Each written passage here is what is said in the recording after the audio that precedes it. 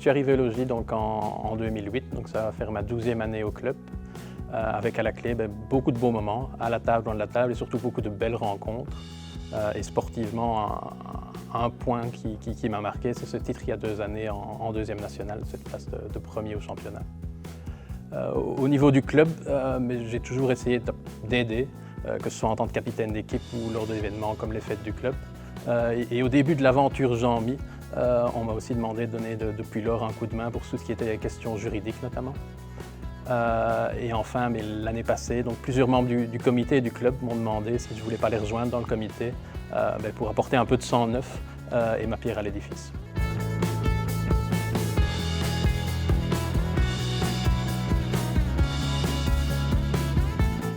Je tenais vraiment à tirer mon chapeau à Eric pour tout ce qu'il a apporté au club. Naturellement, s'il n'a pas agi seul et si lors de l'aventure Jean-Mi, il y a beaucoup de personnes qui y ont contribué, je pense que ce que beaucoup de personnes ne savent pas, c'est que clairement, sans Eric, cette aventure, elle n'aurait jamais commencé.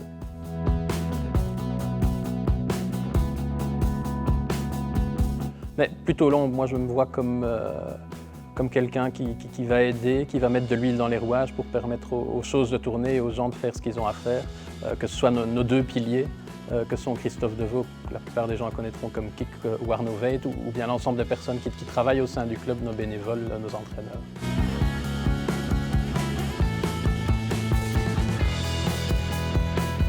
Et la première chose que je voudrais faire, et c'est un chantier qui est en cours, c'est de pouvoir définir ou redéfinir le projet et les objectifs du club.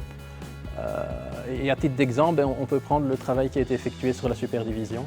Suite au départ de Jean-Mi, il fallait reconstruire une équipe, redéfinir un projet pour cette équipe. Et suite à ça, au niveau de l'équipe, on a voulu chercher et trouver des joueurs qui ne seraient pas là uniquement pour jouer leur match, mais qui seraient vraiment intégrés au club. Et donc on a trouvé des joueurs qui maintenant viennent s'entraîner au club, sont présents aux entraînements. Donc ça c'est clairement au niveau de la reconstruction. Et à terme, au niveau des objectifs, je pense que l'ADN profond du club, qui est un club formateur, fait qu'un de nos objectifs clés, ça ne peut qu'être que d'amener un ou si possible plusieurs joueurs au sein de cette équipe en provenance de notre club de jeunes.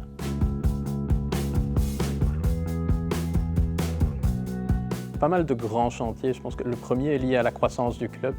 On est passé en quelques années de 200-250 membres à plus de 400 membres. Et suite à ça, c'est plus possible de gérer le club de la même manière. Et donc ce qu'on va vraiment tenter de faire, c'est de mobiliser un maximum de personnes, un maximum de compétences.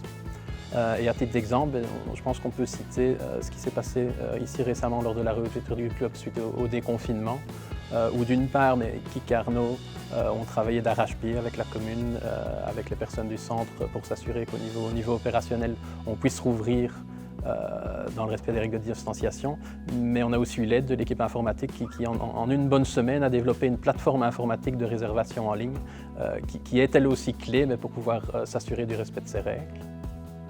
Alors un deuxième grand chantier qui est lié à cette croissance, c'est le fait que plus de 400 membres, ça crée certaines distances entre les gens.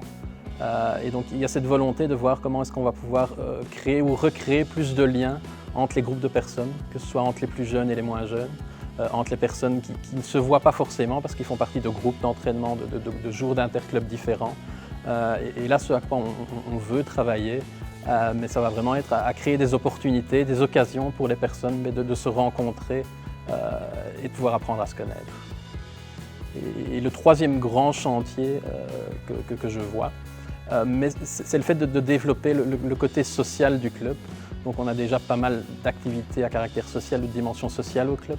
Mais voilà, quand on sait, on est à Ouderghem, qui est une partie quelque part de ce qu'on appelle généralement le beau Bruxelles. Mais il faut savoir que la vie n'est pas facile et même ici ou ailleurs à Bruxelles et dans les environs, il y a des gens qui ont du mal, il y a des gens pour qui la vie est dure. Et certainement maintenant, avec l'impact de la crise Covid qui ne fait que commencer, je pense que ce rôle social et le logis doit jouer un rôle là au niveau social.